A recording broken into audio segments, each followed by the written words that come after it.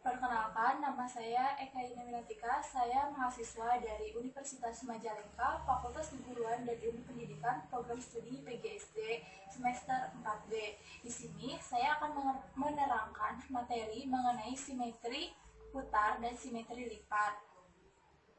Teman-teman sebelumnya pernah membuat origami, bukankah hal itu menyenangkan? Nah, biasanya ketika membuat origami, kita akan memutar dan melipat kertasnya. Nah, dari sana kita akan belajar mengenai sifat dan menggunakan salah satu sifat dari bangun ruang.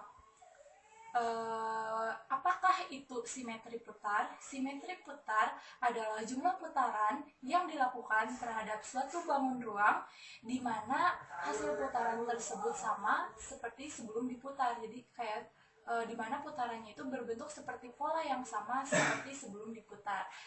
Mau tahu contohnya? Yuk simak. Nah, di sini saya sudah membuat salah satu contoh media dalam materi simetri putar. Di sini ada persegi dan persegi panjang. Dalam simetri putar, seperti yang sudah saya jelaskan sebelumnya, yaitu di mana kita akan mencari tahu simetri putar dari dua contoh ini. Sebenarnya semua bangun ruang bisa dimasukkan agar lebih memahami. Tapi di sini saya akan memberikan hanya dua contoh saja, yaitu persegi dan persegi panjang. Kita akan mengetahui yang pertama yaitu persegi. Untuk mengetahui berapa simetri putar persegi, kita harus memutarnya dulu nih.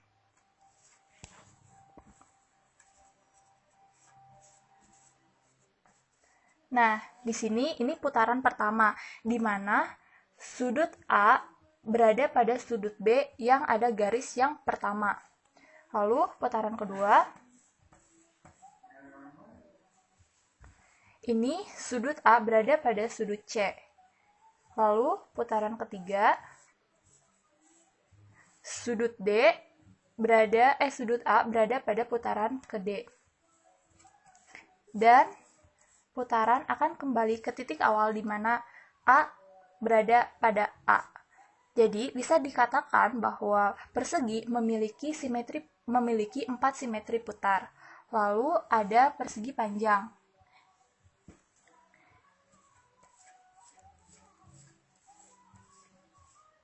Nah, di sini bisa dilihat bahwa A berada di C. Ini untuk putaran pertama. Lalu, jika diputar kembali, maka akan kembali A bertemu dengan A.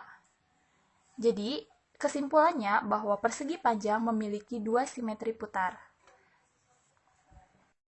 Simetri putar, bangun datar juga memiliki simetri lipat. Nah, asalkan memiliki sumbu simetri. Simetri lipat itu apa sih? Simetri lipat adalah jumlah lipatan yang dibentuk oleh suatu bangun datar, di mana jumlahnya itu sama gitu, bandingannya itu sama. Di sini contoh yang sebelumnya yaitu ada persegi sama persegi panjang. Oke, kan tadi sebelumnya simetri putar. Nah, untuk simetri lipat juga sama. Saya mengambil contoh persegi sama persegi panjang. Di sini yang persegi dulu ya. Untuk simetri lipat, persegi yaitu ini untuk lipatan pertama yang sama besar. Ini lipatan pertama, berarti satu lipatan. Lalu sumbu B ke A dilipat. Ini lipatan kedua. Lalu sumbu A ke C. Ini lipatan ketiga. Lalu sumbu B ke D. Dan ini lipatan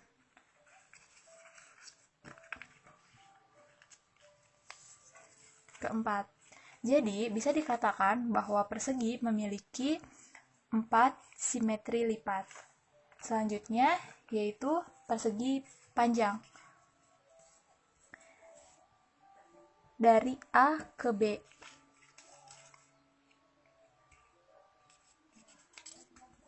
Ini untuk lipatan pertama dari A ke D, dan ini untuk lipatan kedua. Sedangkan tidak bisa ke sini, apalagi ke sini. Jadi bisa dikatakan bahwa persegi panjang memiliki dua simetri lipat. Nah, sekarang kita sudah tahu apa itu simetri putar dan simetri lipat. Untuk lebih memahaminya, mari kita coba bermain tebak-tebakan. Di sini ada segitiga dan juga ini jejer genjang. Apakah teman-teman tahu berapa simetri lipat dari segitiga? Dan berapa simetri lipat dari jejer genjang? Ya, simetri lipat dari segitiga yaitu 1, karena dalam hal ini segitiga hanya bisa melipat satu arah, satu lipatan. Dan untuk jejer genjang sendiri dia tidak memiliki simetri lipat. Bisa contoh, lihat.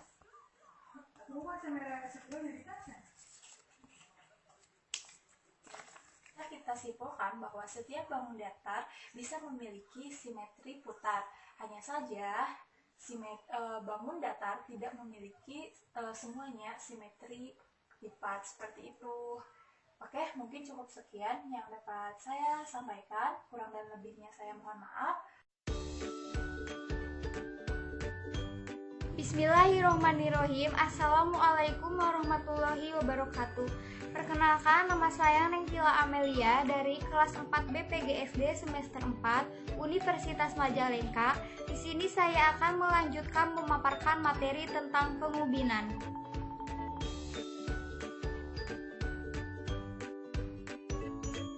Halo teman-teman semuanya, sebelumnya di sini saya akan menjelaskan pengertian tentang pengubinan. Pengubinan merupakan suatu proses menutup permukaan dengan menggunakan bangun datar sedemikian rupa sehingga tidak ada celah dan tidak saling tindih.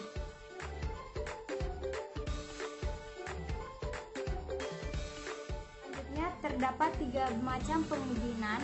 Yang pertama, pengubinan beraturan. Yang kedua, pengubinan semi beraturan. Yang ketiga, pengubinan tidak beraturan.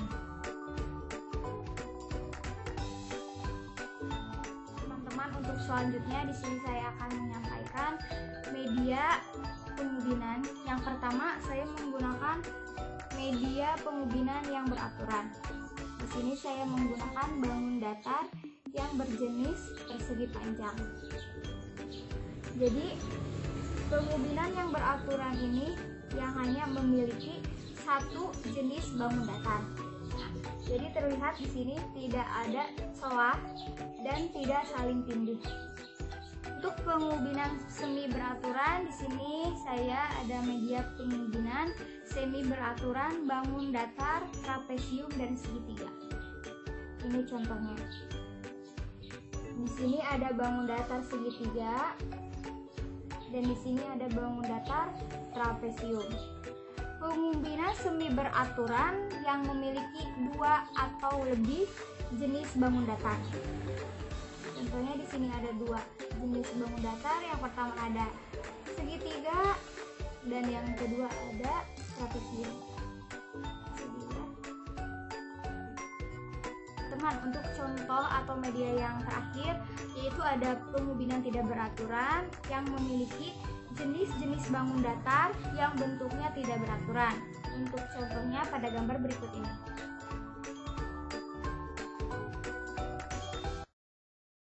Sekian materi yang dapat saya sampaikan, kurang lebihnya saya mohon maaf. Wabillahi taufiq wal hidayah. Wassalamualaikum warahmatullahi wabarakatuh.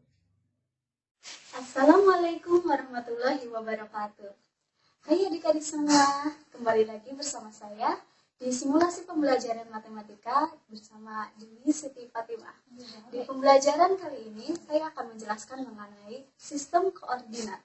Sebelum kita memulai pada pembelajaran, adik-adik sudah tahu belum apa sih yang dinamakan dengan sistem koordinat itu? Jika belum, maka saya akan memberikan gambaran. Kalian tahu tidak sih bahwa Sayangnya pesawat terbang meski berterbang di atas samudra, dia tidak akan kehilangan arah. Mengapa? Karena dia memiliki sebuah sistem navigasi. Nah, sistem navigasi ini bekerja dengan cara menentukan jarak dari lintang dan bujur dari sisi khatulistiwa, sehingga mereka tidak akan kehilangan arah. Nah, hal ini sama dengan konsep pada sistem koordinat.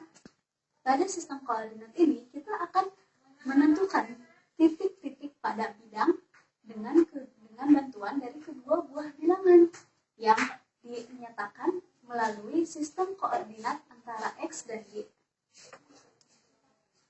Nah, sistem koordinat X dan Y ini terdapat pada diagram Kartesius.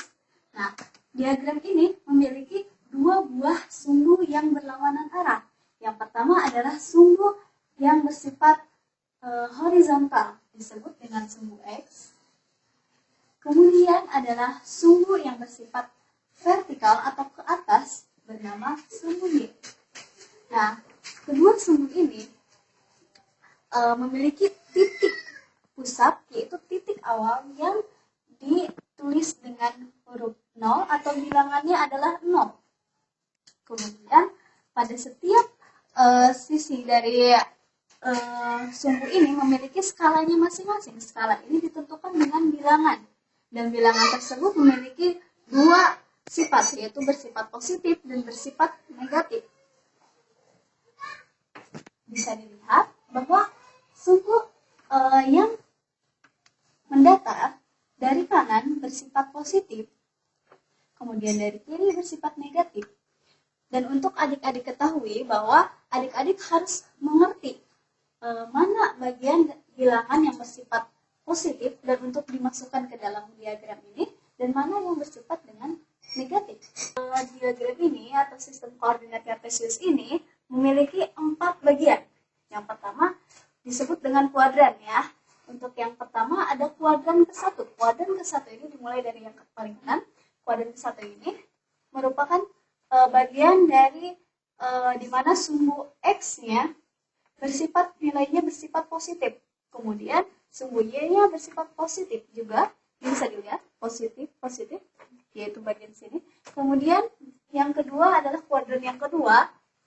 Kuadran yang kedua ini adalah di mana sumbu X-nya bersifat negatif, sedangkan sumbu Y-nya bersifat positif.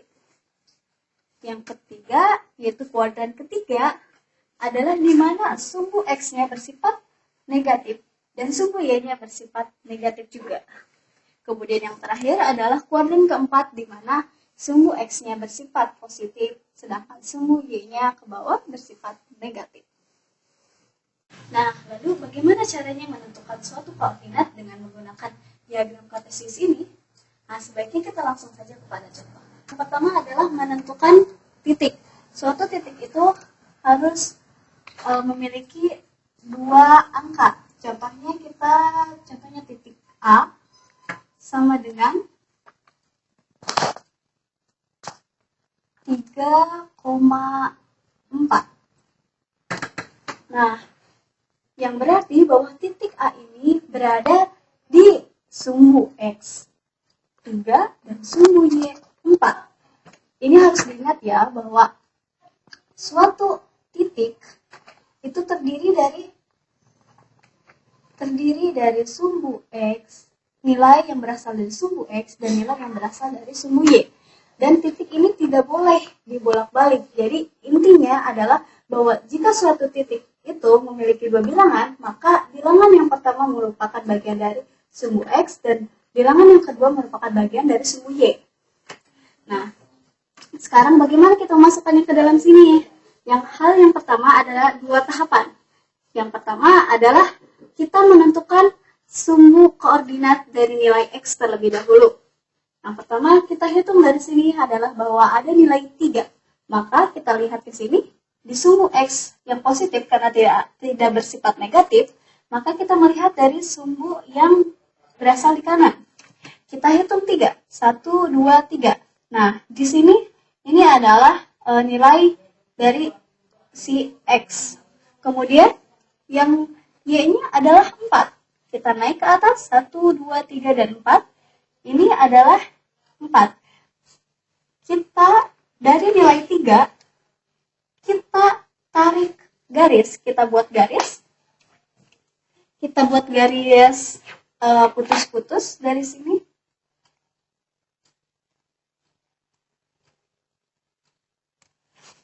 Kemudian dari yang 4-nya juga kita tarik secara horizontal.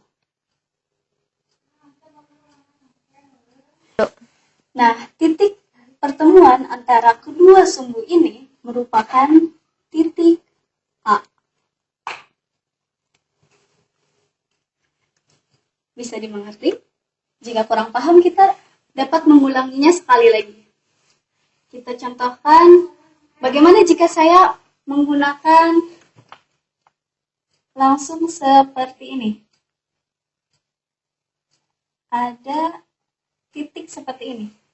Lalu titik ini berada di koordinat berapa? Maka kita tarik garis dari titik ini secara horizontal, maka akan bertemu pada nilai 7. Kemudian dari titik ini kita tarik ke bawah,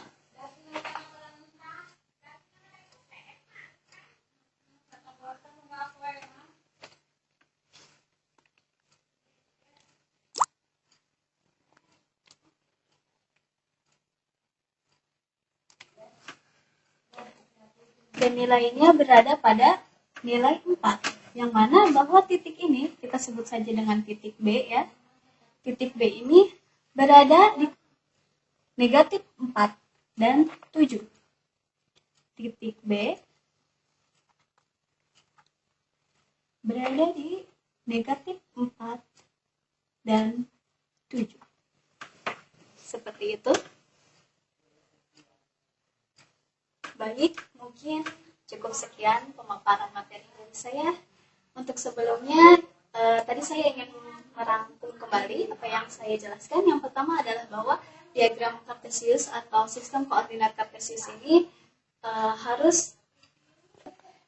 diagram kartesius ini terdiri dari dua sumbu, yang artinya harus terdiri dari dua titik yang dituliskan dengan koordinat X dan Y. Koordinat X sendiri biasanya disebut dengan absis, sedangkan koordinat Y itu disebut dengan ordinat. Kemudian, cara menentukan koordinat melalui bilangan itu adalah, yang pertama adalah menentukan koordinat X terlebih dahulu. Kemudian menarik garis secara vertikal, kemudian menentukan nilai yang berasal dari Y, dan menariknya secara horizontal. Kemudian menentukan titik tersebut yang bertemu di antara keduanya. Mungkin cukup sekian. Billahi taufiq wal hidayah. Wassalamualaikum warahmatullahi wabarakatuh. Halo teman-teman semuanya. Saya Ihat Melata Salihah. Di sini saya akan menjelaskan mengenai refleksi atau pencerminan. Nah, apa sih refleksi atau pencerminan itu? Yuk, simak penjelasan berikut ini. Refleksi atau pencerminan. Refleksi adalah pencerminan suatu titik atau benda pada suatu koordinat kartesius. Nah, suatu titik ini bisa dicerminkan terhadap banyak hal ya. Bisa berupa garis, bisa juga titik yang lain. Nah, setiap pencerminan juga bisa menghasilkan rumus yang berbeda-beda. Nah, rotasinya adalah seperti ini ya. Titik P, X, Y dicerminkan atau M mirror ya, berdasarkan garis Y sama dengan X.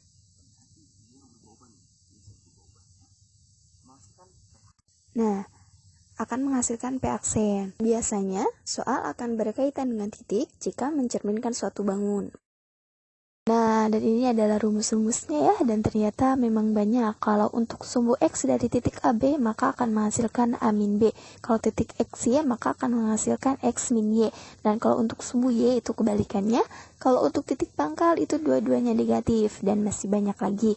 Jadi kalau dalam soal kita harus bisa mencari dan memilih rumus mana yang bakalan kita pakai.